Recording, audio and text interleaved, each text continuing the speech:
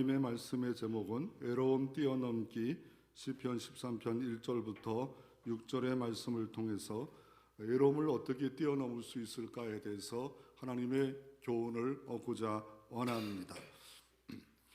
외로움 가운데 살았던 한 분을 먼저 소개하기를 원합니다. 그분은 해밍웨이입니다. 문학의 대표적인 사람 해밍웨이가 있고 러시아에 나온 도스토옙스키 이 사람과 맞짱을 뜰 정도로 대단한 사람이 있다면 바로 해밍웨이입니다. 무기여 잘 있거라, 그리고 더 나아가 노인과 바다, 이런 것들은 그분의 대표적인 것 중에 하나입니다. 노인과 바다는 128페이지가 안 되는 짧은 중간 소설 정도입니다. 근데 내용을 보면 노인이 어떻습니까? 바다 망망대에 가서 쉴만한 때인데도 나가서 큰 고기를 잡습니다. 그러나 돌아와 보니까 뼈다귀밖에 없는 것을 이렇게 그리고 있는 내용입니다. 그 내용에서 어떤 것을 이 해밍웨이가 그리고 있습니까? 인생이 그렇다는 거예요. 그러니까 뭔가 잡은 것 같고 목적을 이룬 것 같지만 결국 뼈다귀밖에 안 남는 그런 인생이다. 그리고 커피 한 잔 마시는, 그럼에도 불구하고 낙심하고 좌절하고 이렇게 끝나는 게 아니라 소설은 그래도 끝은 아름답게 끝납니다. 그리고 이 사람은 신앙이 좋은 가정에 태어났습니다. 그리고 믿음의 가정에 태어났습니다. 그러나 우울했고 외로웠고, 그리고 결국 나중에 보면 이 사람은 유명한 사람이 됩니다. 1954년에 노벨 문학상을 탑니다. 우리는 노벨자라도 가까이 가지 못하는데 더 나아가 1953년에 더 나아가 그 사람은 플리처상을 탑니다. 이 플리처라는 사람이 미국의 언론인 조지 플리처가 내가 죽은 후에 내 모든 재산을 갖고 문학과 예술과 음악에 뛰어난 사람에게 주라. 그래서 이 상까지 받았던 대표적 사람이 이 사람이었습니다. 그러나 결국 정신병원도 가고 우울하다가 외롭다가 엽총으로 자살하는 아버지도 그렇게 죽었고 이 사람도 죽고 마는 비극적 인물로서 살아갔다는 겁니다. 우울한 마음, 이 외로운 마음, 처리를 잘못하면 아무리 대단한 사람이랄지라도 이런 불행을 맞이할 수밖에 없는 것이 역사의 기록입니다. 그러면 외로움이라는 것이 뭡니까? 이 정의를 우리가 하게 되면 웨스트 영어 사전에 보면 외로움에 대한 정의를 동반자가 없는 상태, 나와 함께 동행하는 사람이 없다라고 할 때 다른 사람부터 단절되어 있는 것, 더 나아가 뭡니까? 사람들의 방문을 받지 못하는 것, 혼자 있음을 슬픈 것, 쓸쓸하고 황량한 느낌을 만드는 것. 외로움의 여러 가지 테스트 용지도 있더라고요. 정말 외로움을 느끼느냐? 그럴 때 6개, 10개 중에 7개 위험한 가운데 있다라고 하는 경우가 있습니다. 아예 외로움을 못 느끼는 경우도 있어요. 못 느껴요. 외로움이 왔는데도 못 느끼면 문제인데 진짜 외로움을 못 느끼는 사람도 있습니다. 참 피곤하고 힘든 것이 왜 이러와? 라고 하는 사람이 있고, 그런 외로움을 너무너무 느끼는 사람도 감성이 뛰어나서 그런 사람도 있을 수 있습니다. 유명한 아인슈타인, 과학의 대가인 아인슈타인 이런 말을 했습니다. 이렇게 세계적으로 알려진 내가 무척이나 외롭다는 사실이 참 이상하다라는 말을 할 정도로 외로움은 많은 사람들에게 다가왔고, 그 결과로 과학자, 의사가 이렇게 말합니다. 이 외로움이 담배 15개 먹는 것 같은 피해가 내게 올 수가 있다라고 의학에서는 그렇게 말을 하고 있습니다. 담배 15개 작은 것 같지만 그러나 내 몸을 망칠 수 있는 것이 외로움과 같다고 할 때, 외로움의 진단을 해야 되고 외로움의 처방을 잘 할 때 우리는 건강한 삶을 살아갈 수 있음을 우리가 알 필요가 있습니다. 그러면 첫째로 외로움의 이유가 뭡니까? 오늘 보면 시편 13편은 1절 위에 보면 표제로 누가 썼는가, 어떤 배경으로 썼는가에 말하는데 다윗이라는 사람의 시입니다. 지금으로부터 2000년 전, 3000년 전 저 이스라엘에 태어난 다윗이라는 사람을 쓴 시입니다. 그리고 목적이 뭡니까? 인도자를 따라 부르는 노래라고 합니다. 우리가 이 땅에 케팝이 대한민국의 전 세계에 수출하고 엄청나게 케팝 노래가 유행하지 않아요? 근데 이걸 노래로 지은 거라고, 인도자를 따라 노래하는 용도가 이 시편 13편이다. 노래의 용도입니다. 노래의 용도. 그런데 이 다윗이 외로웠다는 거예요. 이 사람은 하나님 마음에 합한 자였습니다. 그리고 하나님 마음에 합한다는 말은 뭡니까? 늘 하나님 뜻대로 살아가는, 내 뜻이 하나님께 조율되는 사람임에도 불구하고 외로움이 왔다라고 말하고 있습니다. 오늘 시편 13편부터 1절부터 6절밖에 짧은 시지만 어느 단어가 가장 많이 이렇게 반복되고 있습니까? 어느 때까지입니까? 라는 말이 한 번이 아니라 어느 때까지입니까? 어느 때까지입니까? 어느 때까지입니까? 어느 때까지입니까? 라고 1절, 2절에 4번을 기록하고 있습니다. 하나님에 대한 의심이 생긴다는 거예요. 하나님에 대한 회의가 생긴다는 거예요. 너무 내 문제가 해결되지 않으니까 하나님 정말 살아계시는 거예요? 나를 정말 하나님 나를 도와주시기로 함께 하기는 하시는 거예요. 그래서 어떻게 어느 때까지 나옵니까? 1절에 여호와여 어느 때까지 나를 영원히 잊으셨나이까? 아주 자기를 잊어버린 것처럼 여겨진다는 거예요. 더 나아가 주의 얼굴을 나에게 어느 때까지 숨기시나이까? 주의 얼굴이 나에게 숨기고 있다는 거예요. 민수기 말씀에 우리가 날마다 아론 제사장 축복할 때 주의 얼굴을 내게 드사 나를 향하게 하옵소서. 이 얼굴이 내게 향해야 되는데 주의 얼굴이 내게 향하는 게 아니라 근심과 불안과 범민의 얼굴만이, 외로움만이 나를 계속 얼굴을 들고 있다는 거예요. 또 2절에 보면 그래서 나의 영혼이 번민하고 종일토록 마음이 근심하기를 어느 때까지 해야 됩니까?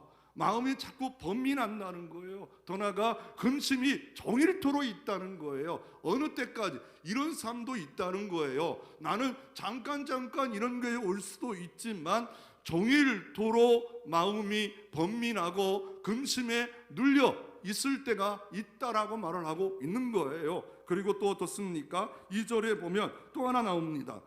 내 원수가 나를 치며 자랑하기를 어느 때까지 하오리까? 원수가 너무 힘이 써가지고 자랑한다는 거예요.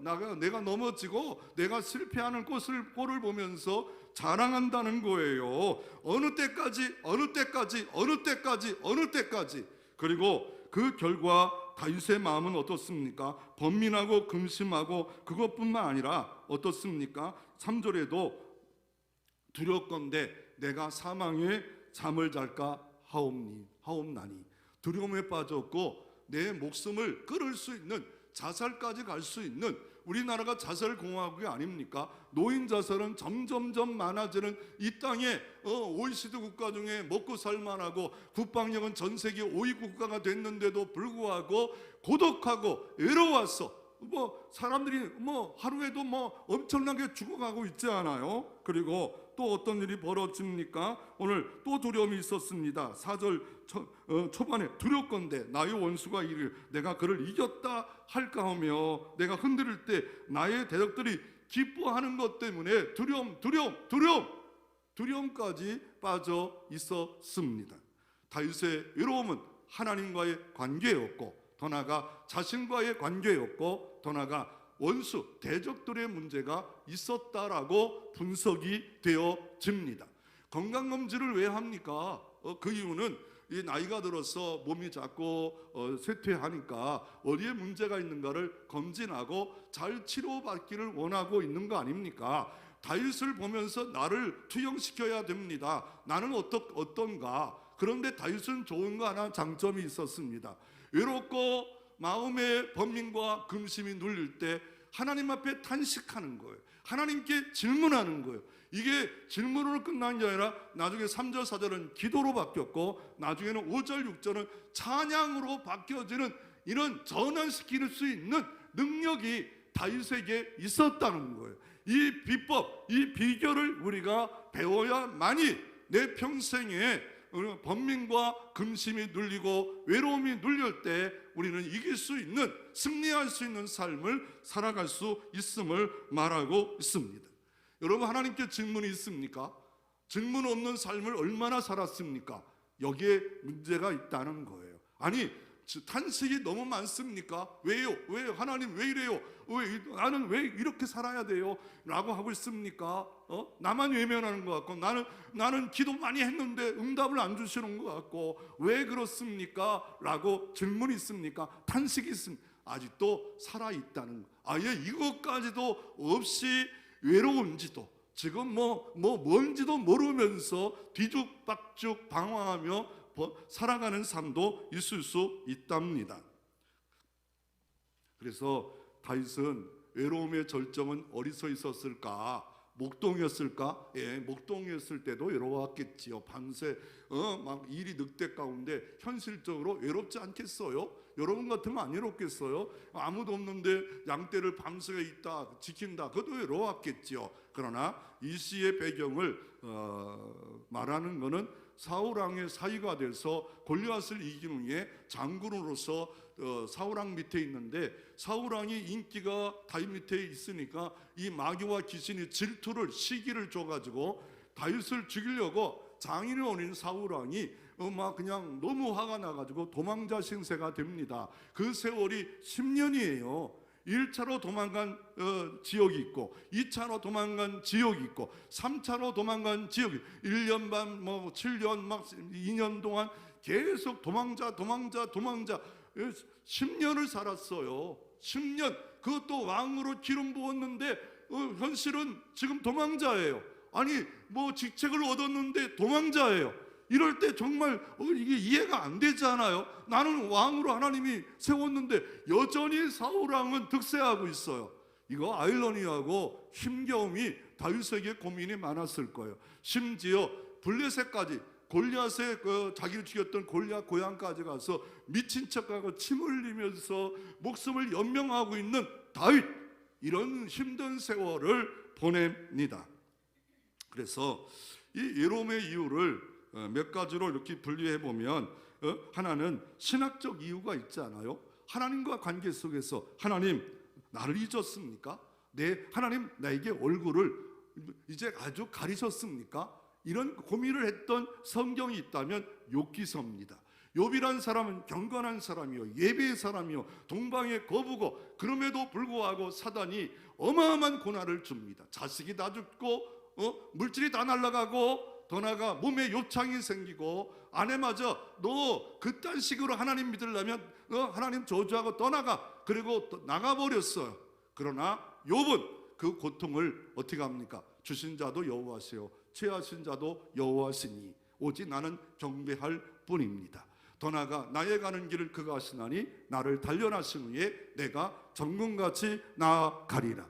이 머리로 하나님을 만드신, 전 우주를 만드신 것을 내가 따져 들어갔는데, 따져봤자 내 머리 갖고는 다 이해할 수 없는 하나님의 우주를 섭리하고 있는 이 섭자가 보면 기자가 3개가 있어요. 한자로. 하나님의 소리를 들어야 되는데 내 소리, 내 아픔의 소리만 들으면 하나님의 섭리를 모른다는 거예요. 섭자에는 기자가 3개가 들어있어요. 하나님은 잘 들으라는 거예요. 고통 속에 있는 소리를 들으라는 거예요. 빙산 속에 눈에 보이는 것만 보지 말고 밑에 감겨진 하나님의 섭리, 이 구속사적 섭리, 그거를 나를 고난과 질병과 아픔을 통해서 만들기를 원하신 확성기를 들어야 되는데, 우리는 듣지 못하면 어찌하여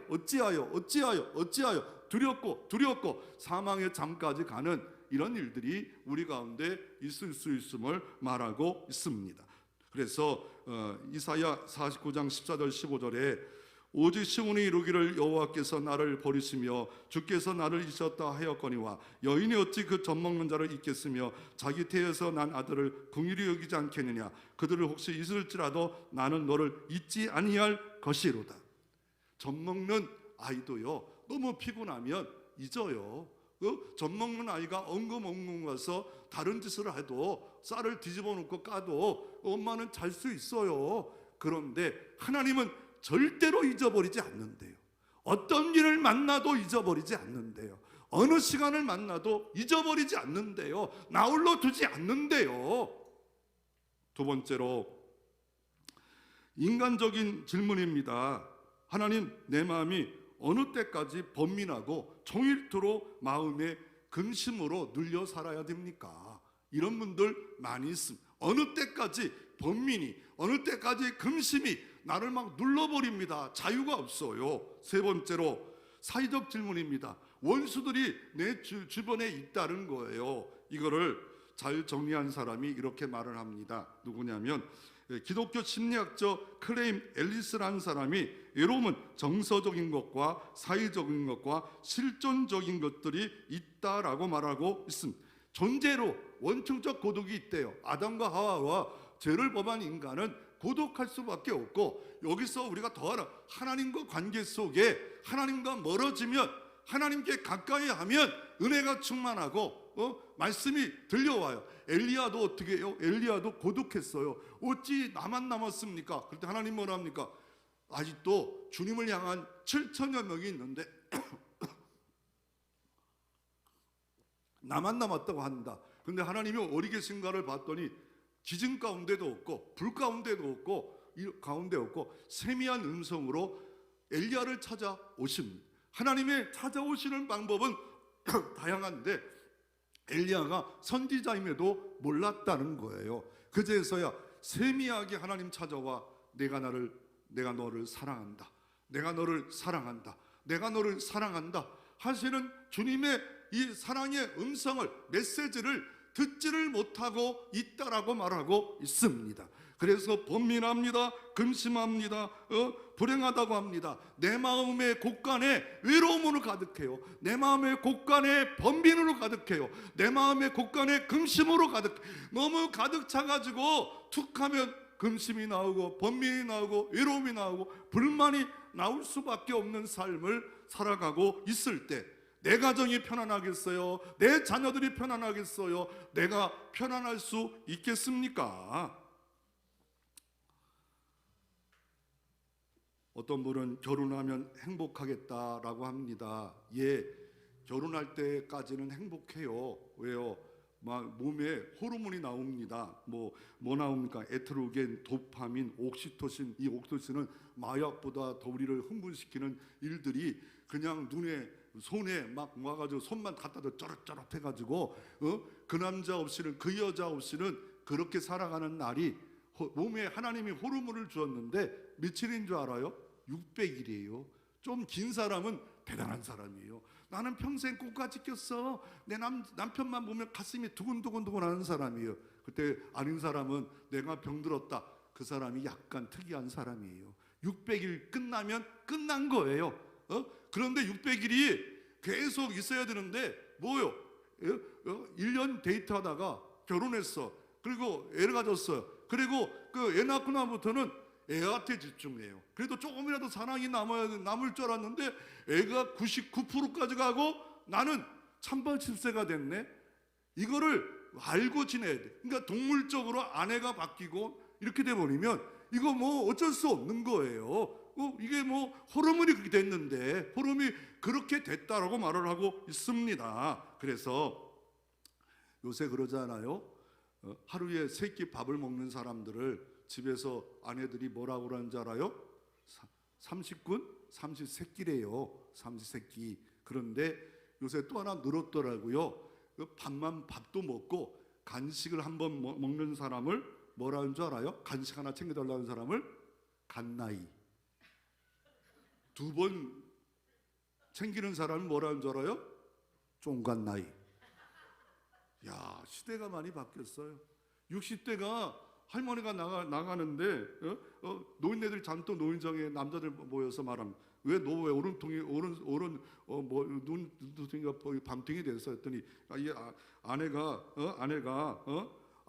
같이 밥을 먹는데 죽을 썼더래. 그래서 죽이 짜다 그랬더니 갑자기 오른손에 나와가지고 눈통이 반탱이 됐대요. 근데 그럼 70세 할아버지는 왜 그래요? 그랬더니 가방을 아침마다 들고 다니는 게 또 가방 들고 와? 그랬더니 오른손이 또 날라오더래요. 또 80세가 그래서 아니 나가지만 말고 나도 데리고 와 그랬더니 또 한 대 맞았대요. 90세는 왜 맞은 줄 알아요? 아침에 눈 떴다고 맞았대. 다른 친구는 다 죽었는데 왜 너만 살았냐고. 눈 떴대요. 이런 것들이 있지 않아요? 외로움이에요. 어떤 뭡니까 이 장군이 되기 전에 무궁화 3개를 단 그 사람이 자랑질을 좀 하고 싶어가지고 친구들이 왔어요. 그래가지고 친구들이 왔는데 전화하는 거, 장군님 식사 좀 하시죠. 3스타와 함께 할 겁니다. 그래서 친구들이 한 2명 와서 축하하러 왔더니 갑자기 말단이 와가지고 제일 그 밑에 있는 군인이 와가지고 충성하는 거예요. 지금 말해도 됩니까? 말해도 됩니다. 전화하고 있는데 그 사람이 이렇게 말해, 눈이 많이 와가지고 전화기가 끊어졌어요.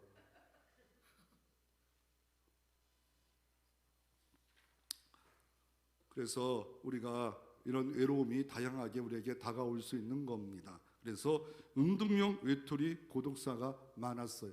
그래서 이제 특별 장애를, 이런 고독을 한 사람들을 처리하기가 어려우니까 특별한 이런 직업이 생겼더라고요.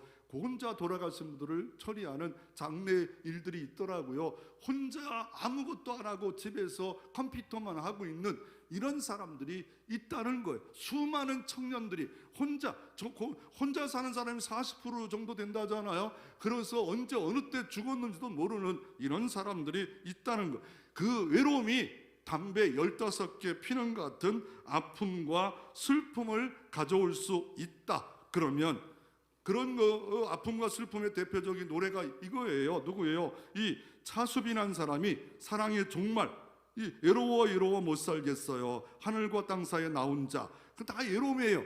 결국 자살로 끝납니다. 자중락이라는 사람이 낙엽 따라 인생은 끝난다, 그 낙엽 따라 끝나는 인생이 됐다라고 말을 하고 있습니다. 우리 좀 예수 안에 행복하고 즐거웠고 편안하고 이렇게 살아야 되는데, 왜요? 마음에 막 범리가 누르고 근심이 누르고 스트레스가 만땅으로 가면 우리는 절제 못하는 삶까지도 갈 수가 있다라고 우리가 오늘 다윗이 우리에게 말을 하고 있습니다. 그러면 어떻게 하면 이 외로움을 이길 수 있는 방법이 뭘까요? 오늘 회복의 방법은 다윗은 오늘 어떻게 말합니까? 3절 4절은 탄식에서 기도로 가라, 그리고 5절 6절은 찬양하라. 이게 다윗이 이기는 방법이다 라고 이렇게 말하고 있습니다.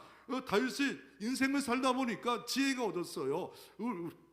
이렇게 종일 눌리고 아픔이에요. 계속 도망가고 먹을 것도 없고 광야 사니까, 아니 블레셋까지 가니까 얼마나 외롭겠어요. 그럴 때마다 어떻게 합니까? 그는 기도합니다. 하나님께 기도합니다. 그리고 또 어떻게 합니까? 오늘 본문에 보면 기도의 내용을 보면 어떻습니까? 여호와 내 하나님이여 나를 생각하시고 응답하시옵소서. 나를 생각 안 하는 것 같아요. 나를 잊은 것 같아요. 응답 주시옵소서. 그리고 어떻습니까? 나의 눈을 밝혀 주시옵소서.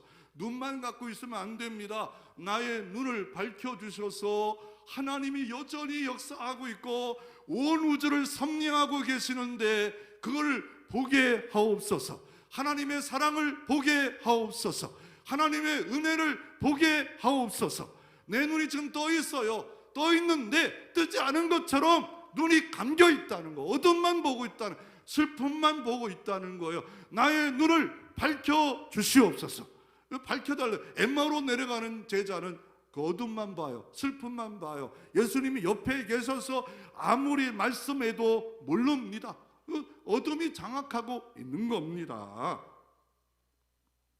그리고 어떻습니까? 그리고 또 어떻게 합니까? 4절에 보면 원수를 기뻐하지 않도록 기도합니다. 그리고 5절에 보면 나는 오직 주의 사랑을 의지하겠다.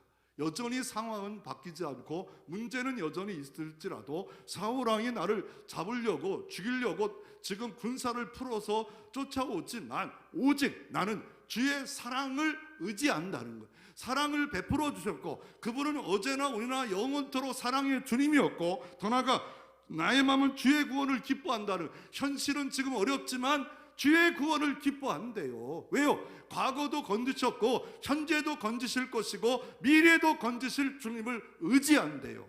그 믿음 가운데 오늘도 하나님은 역사할 줄로 믿으시기를 바랍니다. 다윗이 이렇게 살았어요.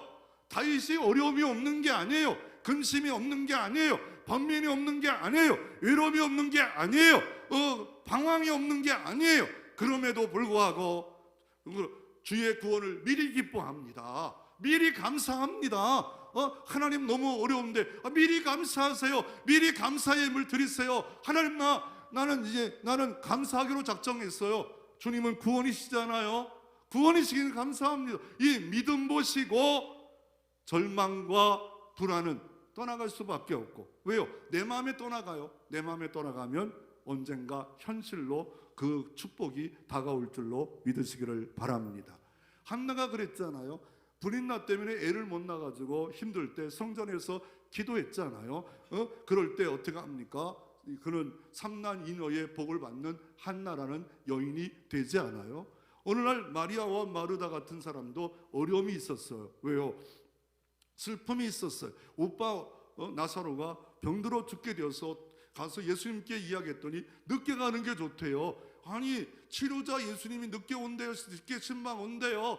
그랬더니 마리아와 마르다식으로 예수님 여기 계셨으면 안 죽었을 텐데 아이고 그럴 때 야 네 오라비 어딨냐? 저 무덤에 죽은 지 사흘이 됐어요. 돌물이 있어요. 돌을 순종해봐라. 돌을 치워봐라. 믿음으로 치워봐라. 그리고 나사로야 나오너라 하시면서 어떻습니까? 이 가정이 가리키는 게 뭐예요? 나는 부활이다는 거예요. 부활의 생명을 보여줘. 그래서 나사로 가덕에 많은 사람이 예수를 믿는 역사가 더디 가심으로, 더디 이루심으로 사무엘 같은 귀한 가문이 하나님이 세우셨고 하나님이 만들어서서 역사하실 때가 있다는 겁니다. 그걸 우리가 믿고 구원을 기뻐하라라고 말하고 있습니다. 그런 삶을 살았던 한 분을 소개하고 있는데 그분이 누구냐면 김인강 교수입니다. 2007년에 40세 미만 교수에 주는 과학자상을 수상한 사람으로 한국을 뛰어넘어 세계의 아주 과학자로서 유명한 분인데, 그러나 태어날 때는 6자녀 중에 가난한 집에 막내로 태어나요. 소아마비로 태어나서 아버지가 늘 걱정해요. 너는 밥 먹고 살겠냐? 걸어다니도 못하는 네가 이 험악한 세상 전쟁터에서. 그래서 구박을 많이 받았대요. 그래가지고 힘들고 어려울 때 그는 결국은 11살 때 재활치료를 받아보자. 그 재활에 들어갔대요. 그런데 좋은 만남이 있었습니다. 그때 공부의 길을 가르쳐주는 좋은 선생을 재활치료에 만났고, 그래서 결국 공부해서 서울대 수학과를 들어갑니다. 그리고 나서 21세 인생이 바뀌었어요. 나는 무능하다. 나는 쓸모가 없다. 아버지로부터 계속 이 소리만 들어가지고 그런 삶인 줄 알았는데 180도 바뀌었다는 것은 어느 때 바뀌었냐면 예수를 만났어요. 나를 아무도 사랑하지 않고 엄마만 나를 안식처였지만 내게 영원히 사랑하시는 분이 계셨구나. 그분이 예수 그리스도이셨구나. 그것을 믿어지는 순간에 힘을 얻었고 유학까지 6년까지 가서 공부를 했고 다시 돌아와 결혼도 하고 서울대 교수와 카이스트 교수까지 쓰고 더 나아가 특허를 내는데 LED 전구가 가장 받게 하는 이런 걸 특허를 내서 유명한 사람으로 과학자로 한국을 이름을 드높이는 과학자, 그는 작은 예수로 이 땅에 살아가면서 책을 썼어요. 기쁨 공식. 기쁨은 이렇게 이루어질 수 있다. 비록 나는 걷지 못하는 이런 사람이었지만 예수 그리스도를 만날 때 진정한 기쁨을 발견할 수 있었다라고 사람들에게 기쁨을 최초로 공식했어요. 기쁨을 어떻게 얻을 수 있는가? 수학자답게. 그러니까 자기가 받은 달란트를 잘 이용해 공식을 만들었어요. 수학적으로 공식을 만들었는데 기쁨을 잊어버렸어. 이 책 한 권이 여러분의 인생을 바꿀 수 있는 거예요. 이 사람은 이거 하나 갖고 아니 책 끝까지 거 아니요. 이 사람은 평생을 이 책 하나에다가 자기를 담은 거예요. 책을 쓰는 거 쉽지 않아요. 여러분 써봐요. 누 써도 우습게 그지 마요. 썼다고 막 우습게. 그래서 책 쓰는 거 대단한 거예요. 못 써요. 책 하나 쓰는 거. 최근에 이런 책을 봤어요. 끝날 때까지 끝난 것이 아니다. 하나님이 끝났다 할 때까지는 아니래요. 사드락 메삭 아벳느고가 하나님을 잘 섬겼는데 풀무불에 던져집니다. 아니 하나님 좀 풀무불에 던져지지 않고 그리 아니하셔도 하나님 섬기겠다면 조금 그냥 풀무불에 던져지지 말아야지요. 아니 다니엘은 사자굴에 들어갔잖아요. 기가 막힌 절망, 도대체 아무것도 할 수 없을 때 하나님이 개입하십니다. 하나님이 하셨군요. 하나님, 아니 홍해 길을 이스라엘 민족이 만나지 않으면 얼마나 좋아요. 하나님이 길을 딱 좋은 데로 인도했으면 홍해를 만나게 해요. 그러면서 하나님이 여호와의 동풍을 불어 밤새 홍해를 갈라놓는 역사. 그래서 어떻게 합니까? 여호와가 창조자다, 여호와가 전능하시다, 믿음을 갖게 하시는 하나님의 섭리 역사가 일어나는 역사가 있을 수 있음을 말하고 있습니다.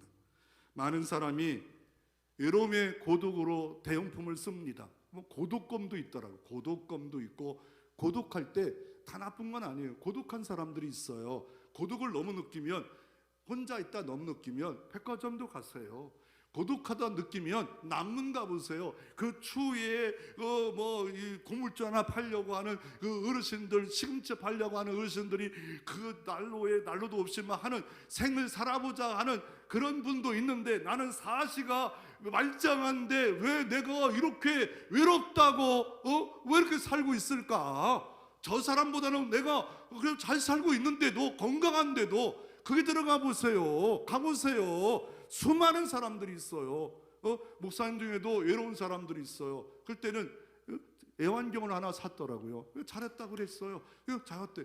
내가 속으로 똥 치려면 뒤지겠다 너.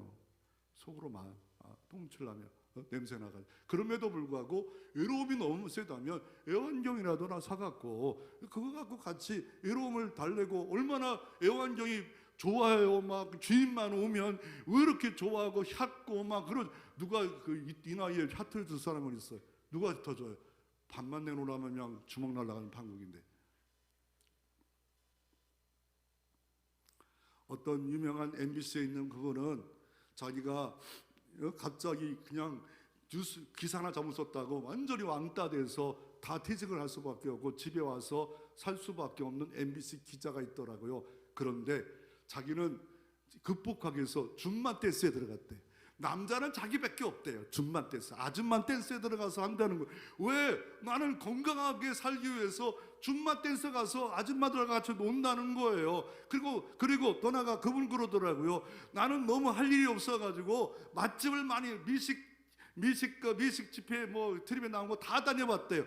그랬더니 친구들이 맛있는 데 가자고 막 따라온다는 거예요. 자기가 전문가가 됐다는 거. 그래서 유튜브에 올리기 시작했대요. 먹고 맛있고. 그러다니까 유튜브가 또 사람들이 자꾸 본다. 그러니까 외롭다고 슬프다고 가만히 앉아 있는 게 아니라 아니 할 수 있는 일, 자기가 할 수 있는, 그냥 길을 다녀보고 여행을 다녀보니까 자기가 어디 가자면 이 사람 가면 보장인데, 이 사람 가면 재밌는 거 가, 그 사람만 가면 좋고 멋있고 재미난 곳에 가니까 따라다니는 사람들이 자기 주변에 많다는 거예요. 그래서 자기는 외로움을 그렇게 극복했다라고 그는 강의하고 세바신가 뭐의 강의라는 거 들어봤어요. 그러나 신앙인들은 어떻게 우리가 이 외로움을 이겨야 될까요? 시편 55편 22절에 내 짐을 여호와께 맡겨버리라. 너를 붙드시고 의인의 요동함을 영영히 허락지 아니하시리로다. 내 불안의 짐을, 외로움의 짐을, 염려의 짐을 하나님께 맡긴다는 거, 내어 던진다는 거예요. 굴러내린다. 그거 또 갖지 마시고 내어 던지고, 수고하고 무거운 짐을 다 내려놓으세요. 내려놓고 하나님, 나는 자유할래요, 나는 기쁠래요, 나는 행복할래요, 할래요, 이러면 되는데 끝까지 내가 붙잡고 살아요. 붙잡으면 담배 15개 피는 것 같은 내게 어려움인데도 불구하고 선택 장애가 있을 때가 있어요. 그럴 때마다 감사하리라, 그럴 때마다 찬양하리라, 그럴 때마다 기도하리라. 그래서 찬송가에도 337장 1절에도 내 모든 시험 무거운 짐을 주 예수 앞에 아뢰면 근심에 쌓인 날 돌아보사 내 근심 모두 맡으시네. 무거운 짐을 나홀로 지고 견디도 못해 쓰러질 때 불쌍히 여겨 구원의 주, 은혜의 주님 오직 예수. 세 번째로, 다음 주는 성탄입니다. 우리는 예수 그리스도가 이 땅에 왜 오셨습니까? 예수님 오실 때는 400년 동안을 신구약 중간기로 말라기서부터 마태복음까지는 말씀이 없어요. 하나님이 함께함이 없어요. 신구약 암흑기가 옵니다. 그리고 주님이 성탄했습니다. 베들레헴 작은 마을에 작은 나귀 새끼 구이에 예수님이 성탄하셨습니다. 그분은 어떤 분이냐고 예수님을 이사야 선지자는 예수님 성탄 전에 700년에 이렇게 예언합니다. 이사야 9장 6절 7절에 이는 한 아기가 우리에게 낳고 한 아들이 우리에게 주신 바 되었는데 그의 어깨에는 정사를 메었고 그 이름은 기묘자라 모사라 전능하신 하나님이라 영존하신 아버지라 평강의 왕이라 할 것입니다. 정사와 평강이 더함이 무궁하며 또 다윗 왕자와 그의 나라가 군림하며 그 나라가 굳게 세우고 지금 이후로 영원히 정의와 공의와 그것을 보존하실 것이라 만군의 여호와의 열심히 이를 이룰 것입니다. 성탄의 예수가 우리에게 어떻게 외로움을 이길 수 있겠습니까? 그분을 소개할 때 그분은 바로 뭐라 말씀합니까? 오늘 성경에 보면 모사래요. 모사. 상담자예요. 영어로는 카운셀스예요. 이런 의사는 외로움을 외고 문제 있을 때 가면 돈을 받아요. 30분에 5만 원, 10만 원 이렇게 받지만 우리에게 카운셀 내주신 예수 그리스도 성령은 언제나 어느 때나 우리가 기도하고 탄식하고 질문하면 상담해 주는 역사가 있다라고 말하고 있습니다. 내가 아무리 잘못했고 아무리 더러운 짓을 했을지라도 신부는 고해성사하면 이게 퍼질 때가 있어.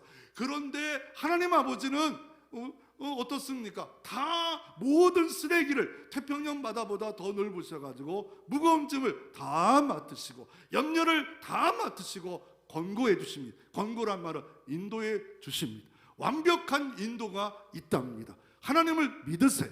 모사이신 예수 그리스도를 믿으라라고 말씀하고 계십니다. 나는 상담자가 있는데 그분은 보혜사 성령님이십니다. 내 안에 내주하시면서 우리의 탄식, 눈물, 외로움, 번민 다 아시는 주님 앞에 내가 이 모양입니다. 내 모든 시험 무거운 짐을 지고 있습니다. 도와주세요. 할 때 하나님이 함께하는 역사가 있습니다. 그분은 성탄의 아기는 어떤 분입니까? 오늘 그분은 기묘자래요. 이 영어로 원더풀입니다. 원더풀. 이 기묘자 이 뜻이 뭡니까? 신기하고 놀랐다는 거예요. 어떻게 하나님이 성탄으로 오셨을까? 어떻게 하나님 보좌를 버리시고 인간 예수로 오셨을까? 그분이 또 어떻게 십자가에 처참하게 멸시와 채찍에 맞으면서 죽으셨을까? 그리고 사망의 권세를 깨시고 부활하셔서 승천하셔서 온 우주를 통치하시고 섭리하시는 그분 기묘자라. 놀랍도다. 놀라우신 분이 여러분과 여러분을 자녀로 삼으시고 함께함의 역사가 있습니다. 그래서 이 아기 예수의 이름을 마태복음 1장에 보면 그 이름을 예수라 하라. 그 이름을 임마누엘이라 하라. 예수는 뜻이 뭡니까? 자기 백성을 저의 죄에서 건져 하나님의 자녀로 삼으실 구원자 성탄 예수. 더 나아가 임마누엘입니다. 세상 끝날까지 너와 함께 하리라. 너와 동행하리라.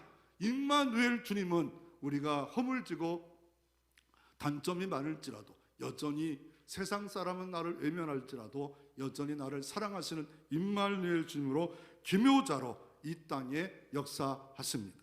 그분은 어떤 분입니까? 그분은 성탄에 계신 이 주님은 어떤 분입니까? 바로 영존하신 아버지. 내 아버지는 돕다가 일찍 죽을 수도 있고 늦게 죽을 수도 있습니다. 그러나 영존하신 아버지, 하늘에 계신 우리 아버지 전능하신 아버지예요. 그분 앞에 내 상처, 내 눈물 다 맡기세요. 다 맡기고 내려놓고 다 내려놓으라고 하는데 내가 뭘 해보려고, 내가 해결하려고 할 때마다 더 외로움과 근심의 수렁통에 더 빠져들고 있는 나를 볼 때가 있습니다. 그분은 전능하신 엘사다의 아버지입니다. 아브라함아, 나는 전능하다. 너 왜 사라를 통해서 자녀를 준다는데 하갈 왜 그 부인의 말을 듣고 넘어갔냐? 나는 전능하신 하나님 아버지다. 전능하신 아버지를 믿으라. 아기 예수는 전능 아버지로 이 땅에 오셨습니다. 그분은 어떤 분입니까? 오늘도 우리와 함께하는 임마누엘이요, 모사요, 기묘자요, 영존하신 아버지요, 전능하신 아버지입니다. 주여 내 눈을 열어 하나님 주님을 보게 하시고 이 성탄의 다음 주 성탄날 하나님 더욱더 기쁨으로 감사가 담겨서 하나님께 예배드리고 예물드리고 하나님께 드릴 때 2024년에 이 성탄의 복과 은혜가 넘치기를 주의 이름으로 축원합니다.